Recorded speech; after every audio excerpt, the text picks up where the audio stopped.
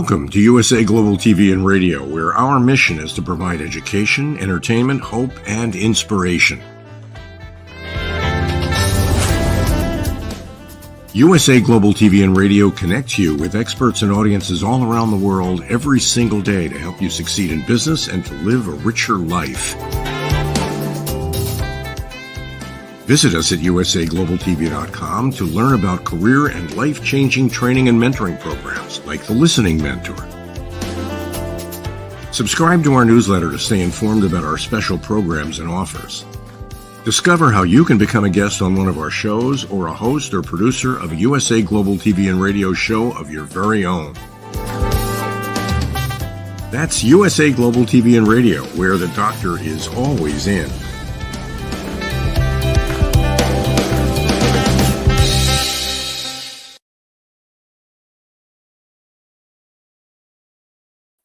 Hello and welcome to USA Global TV and Radio, where we provide world-class education, entertainment, hope and inspiration. I'm Caroline HEWARD and I'm your host this evening on A Woman's Prerogative Part 2. We had a wonderful show earlier on, A Woman's Prerogative Part 1, and this is our second instalment this evening. We are live at 9 p.m. British Summer Time and 4 p.m. Eastern Time. A warm welcome to our viewers that are loyal and our new friends over on E360 TV. And also a very warm welcome to all of our new viewers across ROKU worldwide, Amazon Fire, as well as our usual social media channels, YouTube, X and Facebook, as well as LinkedIn. Thank you very much, and a very, very warm welcome to all of the people that are here today on the live and watching on the replay. We are here today with A Woman's Prerogative in partnership with E360 TV. As if you've joined the show before, you may be aware that I'm not here alone. I'm with a wonderful other panelist, an expert panelist all the way from New Zealand, who is the coach extraordinaire with so many qualifications, I couldn't even tell you what they are, and so much expertise in worldwide clientele and partnerships. I look forward to this discussion. Our topic tonight is a very interesting one. It is breaking barriers, women in politics leading the way. And we had such an inspiring and a very, very engaging conversation about this topic in our part one. I'm looking forward to our conversation in part two. So without further ado, let's bring on our warmed, esteemed expert panelist, the coach extraordinaire, MARISKA de PREEZ. I almost forgot your name.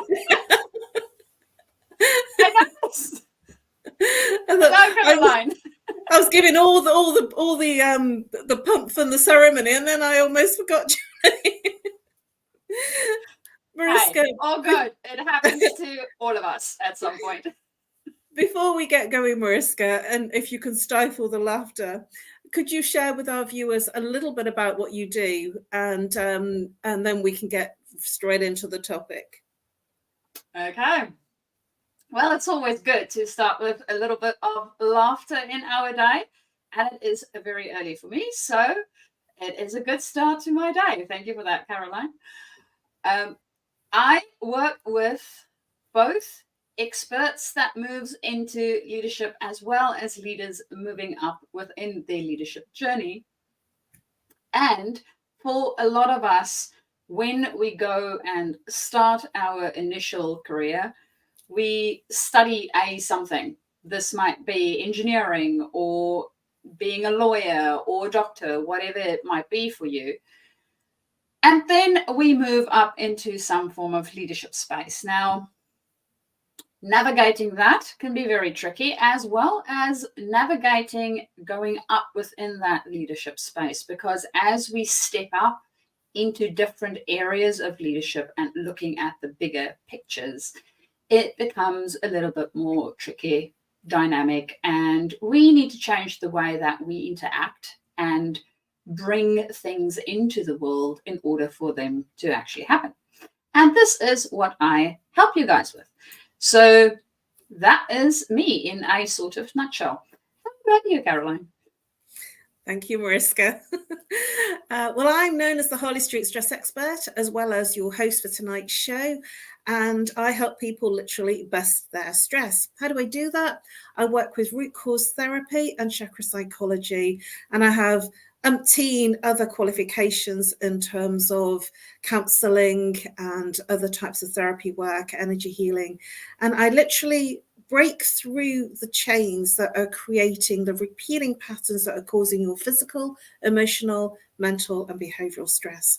You might be walking around saying, I'm not stressed, but then you're complaining you're not sleeping, or you've got low back pain, or you're complaining about the relationship that you're in, or somebody at work that's really irritating you. That is how your stress is manifesting.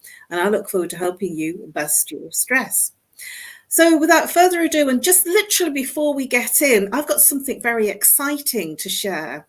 We are on a mission. We are on an absolute mission to create and rise our subscribers.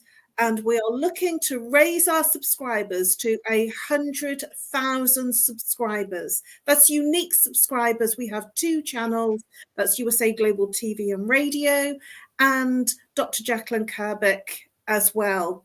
So do subscribe, because you will miss out if you're not subscribing. You won't get the alerts. And when we break through that, it will mean that we reach more people and help more people and offer more people our hope, inspiration, education, and of course, our entertainment. Also, with that, there is also a VIP exclusive community. And I think this is really exciting. This new community is the Royal from London, the Royal, I'm just trying to see this, sorry, from London, and it's USA Global TV, YouTube, radio streamed live. Join the VIP community. If you subscribe now, you'll actually be the first in line to get what's going on in our royalty in London. So now we get into the topic, breaking barriers, women in politics leading the way.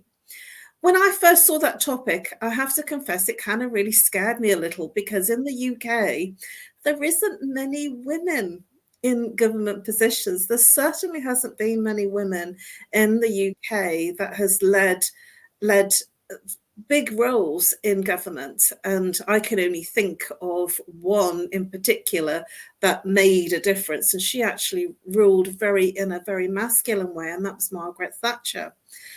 So I'm very interested, because backstage, what I want to share with you, we had a little conversation in chat backstage, and Mariska enlightened me that there is a lot of women in politics in her side of the world. So I'm very interested to hear about what happens in New Zealand and that part of the world, because it'll be very interesting to know how the other side of the Western world, like the Americans and the UK in particular, can actually take a leaf out of your book. So Mariska, I just want to, before we kind of get into those people and what's special about where you are, when you're thinking about breaking barriers, I'm looking at and thinking about the skills that women bring to the political environment. What are your thoughts in terms of what skills would a woman bring that may not be so relevant or prevalent in the masculine world of politics? Over to you, Mariska. Caroline, that is a really interesting question. As you were formulating the question and as I heard it, one of the things that came up for me is possibly that we need to redesign our system. And the reason why I say that is the system served us in a certain way for quite a long time. And now is a very good opportunity to relook at it and see whether it really serves us still or not. And the the reason why I'm saying rather redesign is because one of the things that I'm reading a very fascinating book about extending our minds. And one of the elements within that book that they discuss is how space, physical space, so the buildings in which we live, the places where we go to the office, the environments in which we interact, change the way we think. It also has a very big impact on the type of biases that we have. So, to give you an example, say for instance, I go into a classroom and the classroom is decorated with pictures of nature. There's different pictures of different ethnicities within that space. And it feels really inclusive for a wide variety of different people. Versus going into, for instance, a classroom where we have a Star Wars theme, right? We have a whole bunch of Star Wars things on the walls. You see a lot of the spaceships and things like that. So if you were to study something related to engineering. Now, they actually did a study on this, research, and they found that in the classroom where the participants were asked how likely they would be to actually study this topic, they found that in the Star Wars themed environment, they had more males that actually said, yeah, this is something that I want to study. In the neutral, more wide, inclusive environment, they had more females say that they would like to study that subject, exactly the same subject. So it just indicates how much our environment actually impacts whether we will even think about being able to do something or not. And that's fascinating. Sorry, I didn't mean to. I'm just like sort of, I wanted to say that's absolutely incredible, that study. And thank you for sharing that. Sorry, please continue. And that's why when you asked me the question, that's what came to mind for me. It's okay, if we really looked at the government buildings we have, right? How much, when we go into it, do we feel included? How much does women feel included? How much does the other people in our country feel included in that environment? And if they don't, the likelihood of them actually going, you know what, yep, I'll put my hand up and step into that space is already reduced.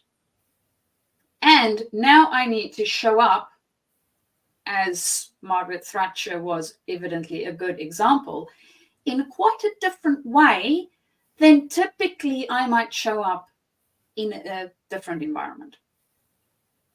So skills, I don't know whether it's a skill that we need to learn. So that's absolutely fascinating. And what I do want to share with you on that particular aspect of environment is that the structures, certainly in the Western world, were created when women were at home. They were the homemakers and they were the ones that were caring for the children, and the men went to work. And essentially what happened was the corporate structures were created by men, and the boardrooms were created for men. And that's something that I have studied in my time and know of this. And that's why it was very difficult for women to get into the boardroom and to get into politics, because it was ruled by men when it first began. So this is fascinating in terms of the correlation that you've come up with in terms of environment, because the environments are very masculine structures, and there isn't very many soft curves, and it is very much more when you walk in as a woman, you're walking into a masculine hierarchical structure, which makes it very difficult for the feminine energy to perform at her best in terms of the feminine traits. So yes, I'd really quite agree with what you're saying there and endorse it with some of my own research too. So moving on to looking at the women in politics, I know that you have some things to share in terms of what's happening in your side of the world, which is very different from my side of the world. So please do share what your experience is in New Zealand and in those parts of the world in terms of how women are succeeding in politics. Carol, well, one of the things that you might know is that we had a female prime minister not so long ago. So there is a lot of, I won't say majority women within the political space, but we do have women within the political space. One of the things that New Zealand are very proud of is the fact that we were also one of the very first countries to give women the right to vote. So as a country, we try to be very progressive within that space. Is it easy? No. And some of it is partially because of the structures in which we live, the environment, and we are still working on how to move all of these things around. And to give you a little bit of a story around this, and it's very interesting, thinking about politics, and that's maybe another reason why I think redesigning it is one of the things that's more needed than upskilling ourselves to fit into a block that might not even be serving us, is one of the ladies that I personally know worked within the local government structure within Invercargill. So she worked in that space for, I think it was around about 3 years. I'm talking under correction, yeah? And within that time, there was quite a few things that she noticed, and she noticed that the system wasn't quite working the way that she initially thought. And the things that she wanted to bring into that space didn't quite work the way that she thought it would work. So she ended up leaving politics because of not necessarily seeing the type of results that she was after within the system. And that again brings me back to the possibly we need to redesign it. There's literally nothing stopping us from redesigning something that doesn't work. We just need to decide to do it.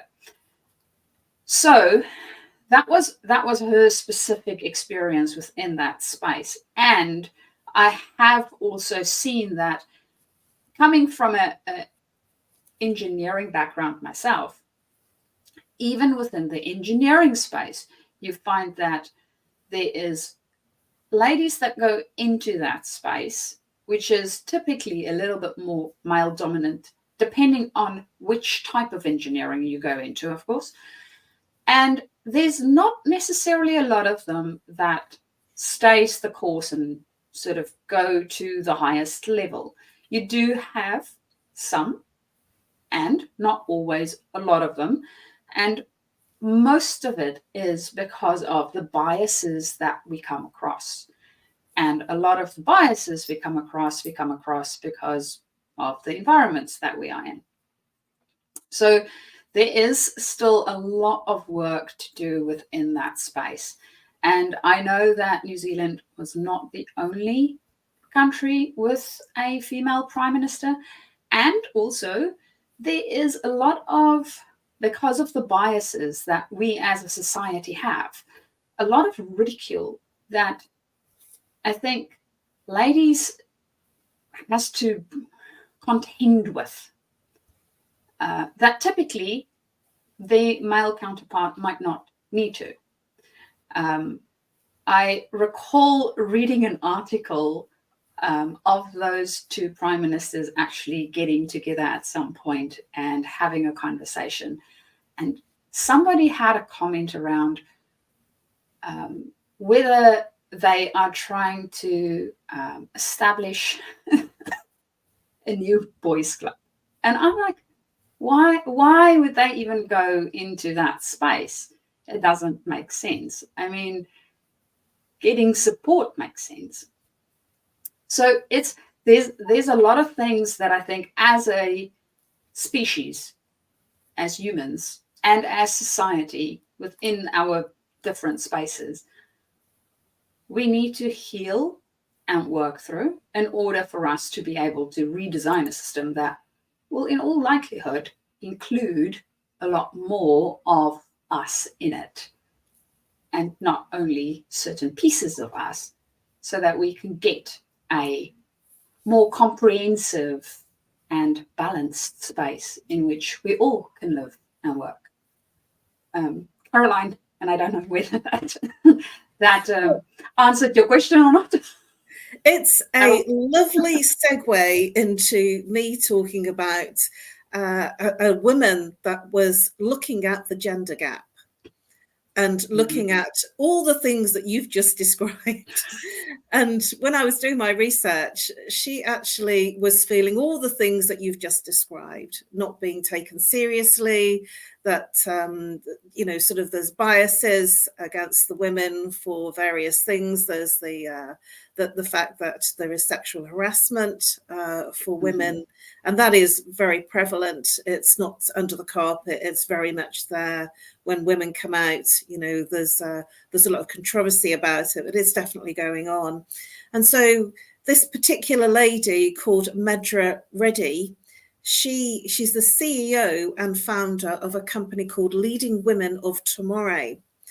And I thought, well, this is very interesting. And it's very much in the States. She's what she's done is she's set up campuses all across the US in the different areas of the United States of America.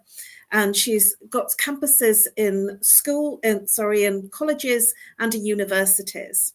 And she's looking at the very thing that you've just been talking about that's missing. Because what she wanted to do, she wanted to get into politics, and people were laughing at her, telling her that she was really stupid and that they wouldn't take her seriously and she doesn't have what it takes. And she was very much disenchanted with everything that she was being given as feedback, as what she thought would be an opportunity, because she felt that it was important to make a difference. And why not make a difference to her community and to her world by getting into politics and into governance? But what happened was, when she tried to, she wasn't met with what she thought would be a possibility. And so she set up this organization, Leading Women of Tomorrow, by going into university and college campuses and going in and creating that environment for the young girls and young women. And I thought that was, especially as what you just said about the, you know, sort of the different classrooms and how they were decorated and what, you know, it's just perfect. And she's got mainly, you know, sort of women. Obviously, if there's anybody else that wants to come in, you know, that isn't a woman, I think that she would be there in terms of, you know, giving them skills. But essentially, she's equipping the women with the skills that are required in order to be able to combat the inadequacies of what they will experience in today's political world. And so the skills are collaborative that she's demonstrating, giving them confidence, because this was a big thing that was identified, that women were afraid. They didn't have the confidence and the self-esteem to go in against the male counterparts. But taking them and delivering this training in campuses, getting them very young to see that there is potential, there is opportunities, educating them right at the beginning. And she was actually awarded by the UN for, I'm just going to read this, awarded the Resolution Fellowship in 2017 by the UN Youth Academy for working with colleges and university campuses. And I thought that was great. That was something that I didn't know about. And they're also in Florida, you know, where our wonderful, esteemed Dr. JACALYN is. And I thought, you know, there's more going on than we realize. it is very much an American-based organization, but I thought that there is something happening, and it is, oh, right, Dr. Jack is going woo-woo. Absolutely, I was woo-hooing as well when I saw it, because I thought, well, we discussed in part one that that America was very behind, that there is very little women in governance and in the mainstream politics. And if they are, they're being not taken very seriously. And so this, I thought, was amazing. And I was very inspired by finding this bit of research. And I wanted to share it because it's exactly what you've been talking about. Exactly. What are your thoughts on what I've just shared? I love the fact that there are places in this world where the light is starting to blossom.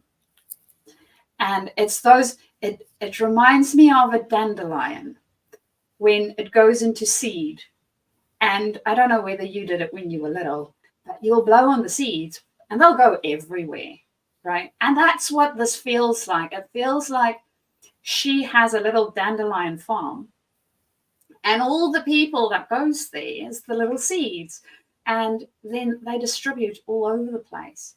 So it might take a little while to have dandelion fields. And it is in the process. So the more we can do that, the more we can bring that into our environment, into our cultures, I think that more likely we will be to redesign the system in order for it to be able to work for everyone.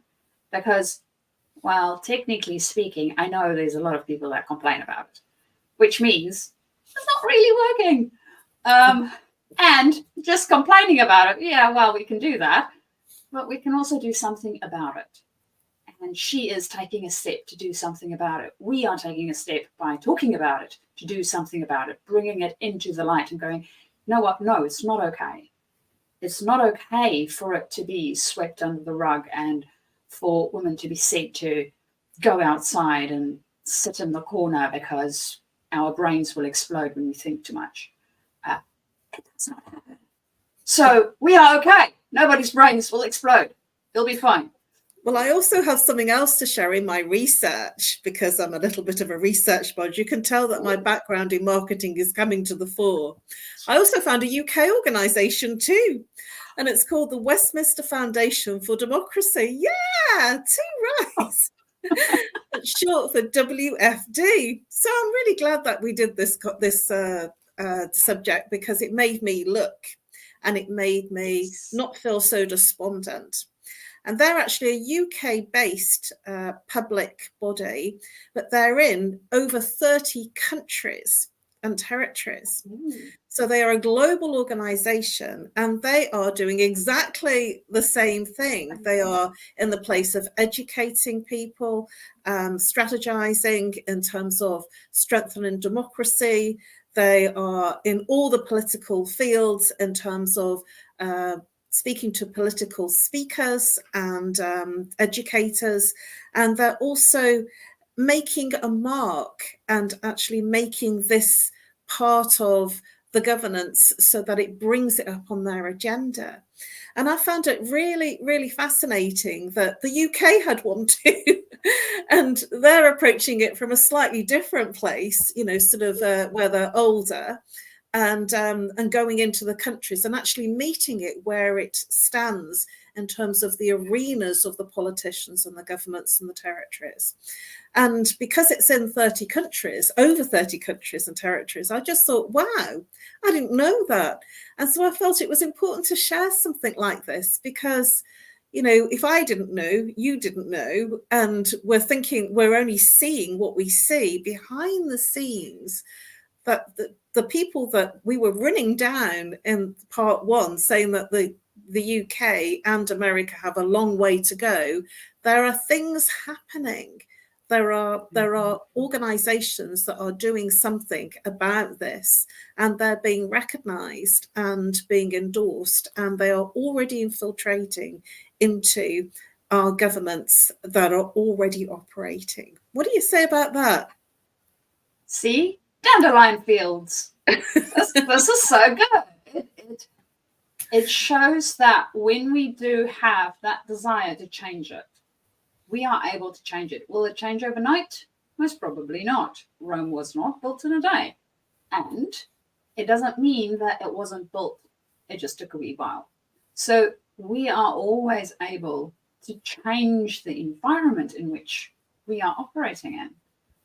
And it's wonderful to hear that people in these spaces are doing exactly that. And as you said, Caroline, a lot of times, because we don't focus on it, we don't see it, we don't go and research it, we don't wonder about it necessarily in our day-to-day life.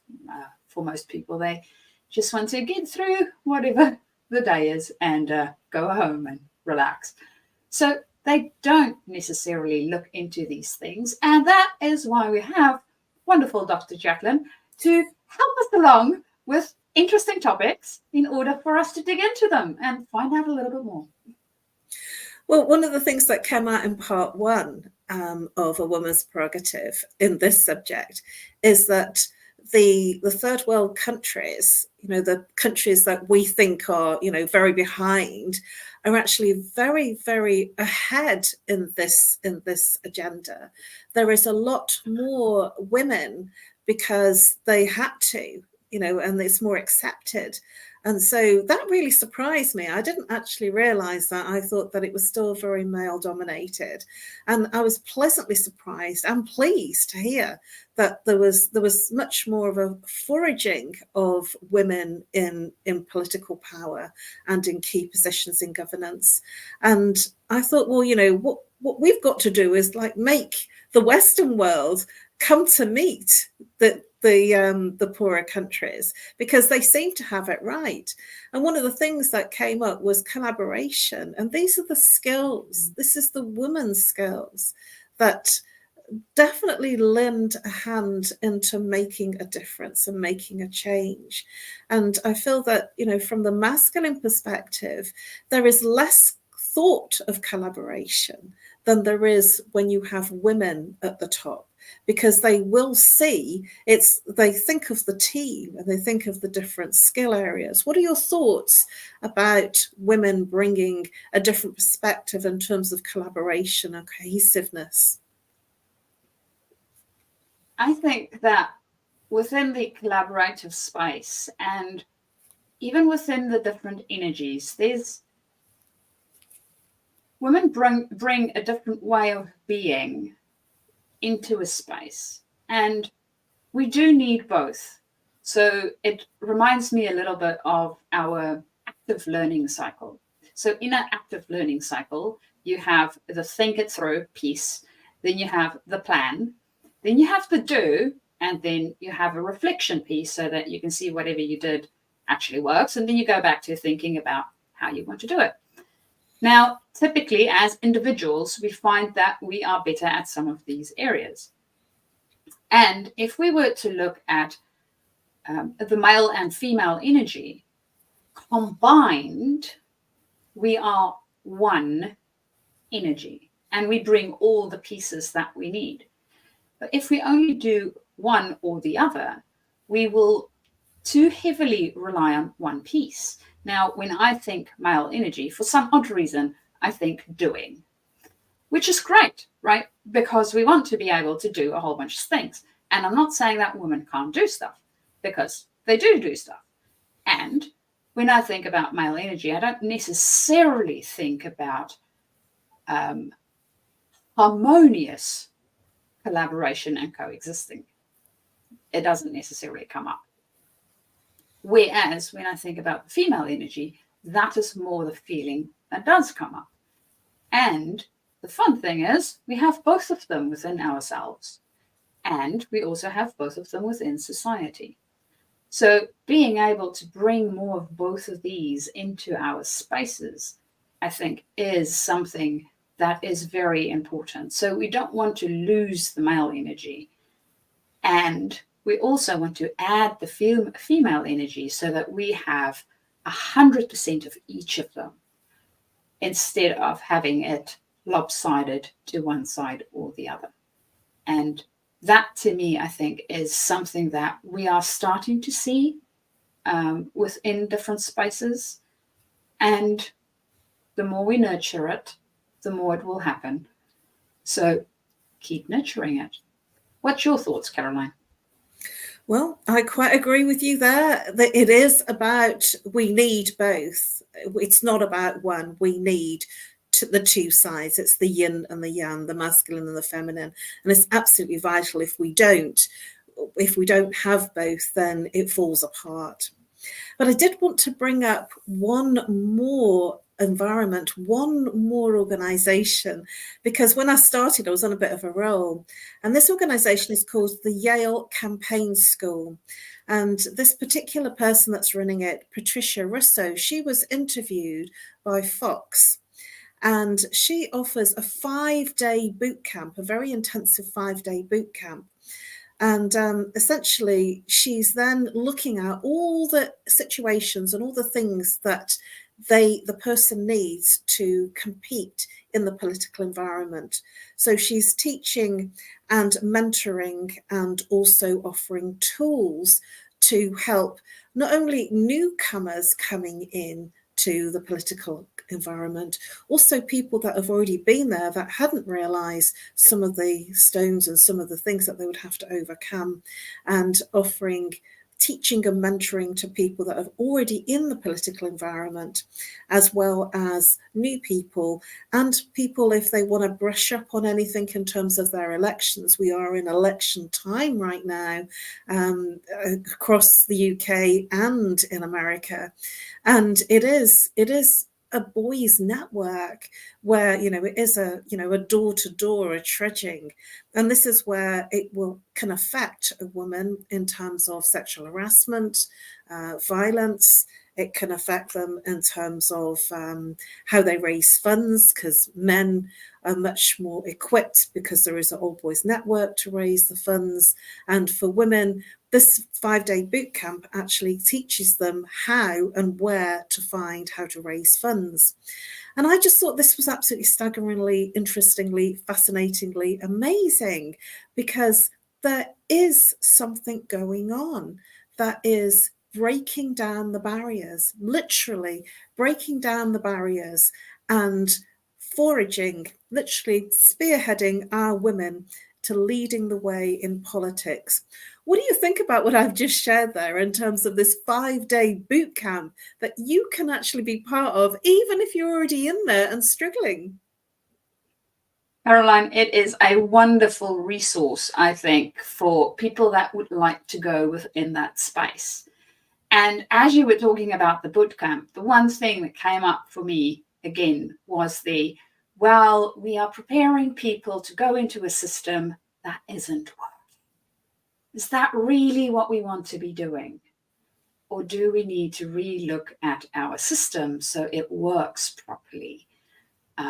So maybe that might be something for these different dandelion farms to think about, and see how we can change the system from within and start to make it something that is more inclusive and belonging for everyone, and not only certain people, races, spaces, whatever it might be, but really having a human experience for all humans, not only some. I so agree with you. And I feel that you have to get the women there to begin with. And when you've got the women there, that's when change can happen. It almost needs to go in synchronicity with, you know, sort of getting the women in there in the beginning, rather than changing the environment. We've got to kind of get into the political arena and to be taken seriously, so that there are the higher levels of governance that the women can take. And the West has got to catch up with the Eastern world. I do. And, you know, I think that we've come a long way in terms of the Western world and technology and the way that we live, our infrastructure. And yet, you know, this subject, this particular topic makes me realize we have such a long way to go as human beings to really fully embrace that collaborative nature of working together. And we are pretty much out of time. Can you believe that? It's gone so quickly, I know, and I wasn't sure if we'd fill this time. But thank you. It's just been an extraordinary exploration, and always a pleasure to have you on the panel and to hear what's going on in your part of the world, in New Zealand. It makes me realise the UK has a long, long way to go to actually start spearheading what you're doing in your part of the world. So very quickly for our viewers, Mariska, please do share how people can contact you, the best way to contact you, and then we'll move over to our sponsors. So if you are a specialist moving into leadership or a leader already in that space and you want to upskill yourself so that you can also bring your team along and create that wonderful vision that you have in mind, you can contact me via my email, which is mariska@journey2discover.com, or alternatively connect via LinkedIn and we can start our conversation there. Thank you, Mariska. And for me, you can reach me on nomorestress@live.co.uk or call me if you're international, +44. If you're local, 07523 120 189. And I'm looking forward to helping you bust your stress. Well, I've been your host tonight for A Woman's Prerogative Part 2 in partnership with E360 TV. We have 2 shows of A Woman's Prerogative every Monday, one at 7 p.m. British Summer Time, which is 2 p.m. Eastern Time, and one at 9 p.m. British Summer Time, which is 4 p.m. Eastern Time. We have run the show slightly later today, and we apologise if you have missed part of it. Do catch us on the replay, and thank you very much for joining us on the live and for joining us on the replay if you're here on the replay. It's been an absolute pleasure. Do remember to subscribe to USA Global TV and Radio and JACALYN KERBECK. We have 2 channels for you to subscribe to, and let's complete our mission for 100,000 subscribers so we can share the great work with more people and change what we have in terms of our challenges on this planet today. And I look forward to seeing you at the same time next week on Monday. And now over to our sponsors. USA Global TV and Radio proudly presents our partner and sponsor, Mr. Philip Sykes and the British School of Excellence. Building confidence, changing lives.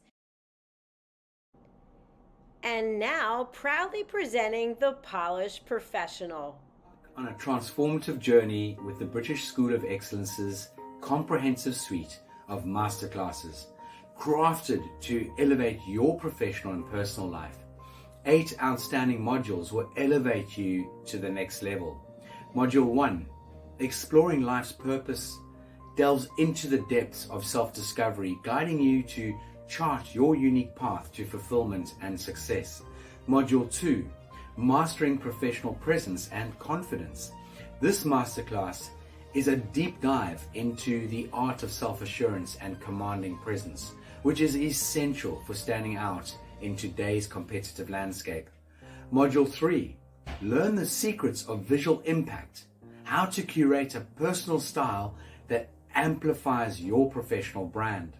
Module 4, Mastering Professional Etiquette and Communication Excellence, navigating the nuances of corporate interaction with grace and tact. Module 5, Elegance in Eloquence. We impart powerful techniques to captivate and persuade any audience with your oratory skills. Module 6, Unlock the potential of your emotional intelligence, EQ, and harness the ability to connect, empathize, and lead with emotional savvy.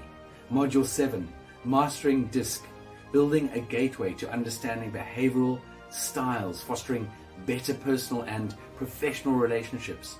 Module 8, Mastery in Dining Etiquette, building your confidence to Perfect the subtleties of dining with finesse, enhancing your social savviness at any table.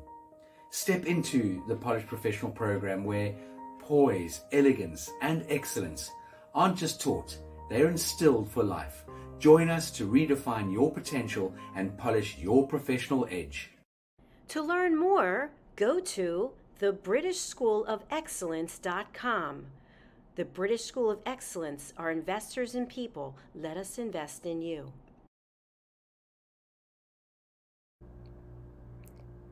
This program has been brought to you in part by Zane Carson Carruth, etiquette and protocol expert, international award-winning author, television show host, and philanthropist. Thank you to Zane, our official diamond sponsor for USA Global TV and Radio in partnership with E360 TV.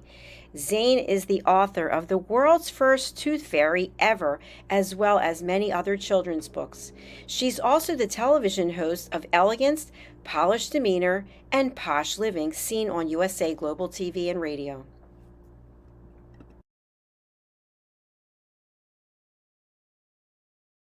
Hi, my name is Zane Carson Carruth, and I'm the author of this book, The World's First Tooth Fairy Ever.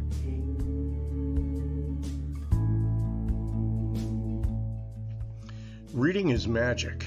Studies have shown that reading to your children lays the foundation for greater success in life. Reading helps develop language and vocabulary skills. It helps improve memory, and it encourages curiosity and inspires creativity. The benefits are immeasurable, and as a parent, you'll benefit too. In only 10 or 15 minutes a day, you'll be creating more memories and a bonding experience that will last for years to come. So take time to read to your children. Read them books about things that engage and interest them. Tales of fairies and magic fascinate children, and as everyone knows, the Tooth Fairy is at the top of the list. If your child loves magic, wands, adventure, and what child doesn't, you'll love reading them books from the trademarked series The World's First Tooth Fairy Ever. Follow along as Abella, the world's first tooth fairy, accidentally starts the tooth fairy tradition. Learn the tricks of being a professional tooth fairy in the book Abella Starts a Tooth Fairy School. Your child's imagination will soar as you read the adventures of Abella and her magic wand.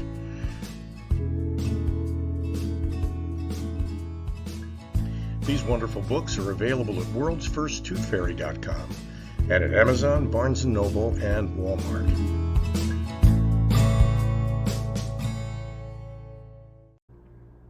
To learn more about Zane, contact her through her website, zanecarruth.com, ZANECARRUTH.com.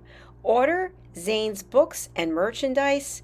Contact her about being a keynote speaker at your next event.